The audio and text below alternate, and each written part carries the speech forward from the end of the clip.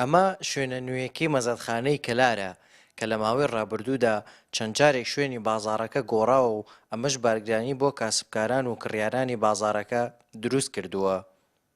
یەکێ لە بازاڕە پرفرۆشترین بازاڕە میلیەکانی گەرمیان و کورسانیش بەگشتی ئەم بازاڕەیە کە بە مەزاتی کەلار ناسراوە.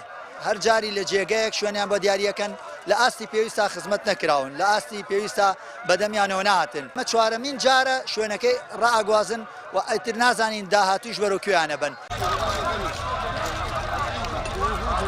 کڕیار و فرۆشیارانی ئێرە جگە لە دانیشتوانی کەلار خەڵکی ناوچەکانی تری وەک خانەقین و کفری و ناحیەی گوڵاڵە و دەربەنیخان و شارە زوریشی تێدایە.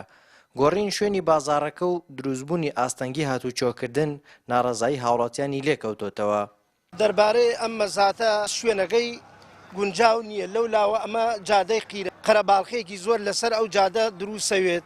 ئێمە داواکاریمانەیە لە حکوومەت بیواتە شوێنێکی باش کە خەڵک زەرمەند نەوێتیایە، خەڵک ئیسفادەی تیا بکە.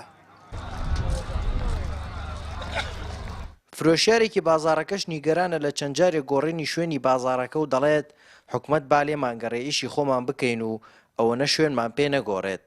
واللهی گلەیمانەوەی تجاری شوێنە پێ نەگۆڕن با بنێن تین کاسبی خۆمان بکەین کاک. کەپرێک نییە هیچ شوێنێک نییە سا بۆ نمونەمانەیە کاگەم کۆمەڵە غەرازە بۆمان ناڕاتێن با دانین قبول ناکەن داینی لەم ڕاستی بۆ قبول ناکەن لەم ڕاستی دانێنی بانێ دێنەوە جەمعیەتر تێنەوە نڵێ مەمنوع نابێ داینین. بەمەبەستی قسەکردن لەسەر مەزادخانەی کەلار چەند جارێک پەیوەندیمان کرد بە سەرۆکی شارەوانی کەلارەوە بەڵام وەڵامی پەیوەندیەکەی نەداینەوە و جێگەری سەرۆکی شارەوانیش ئامادە نەبوو لەبارەی مەزادخانەی کەلارەوە قسە بکات. هارون ڕەشید، کەناڵی ئاسمانی پەیام، کەلار.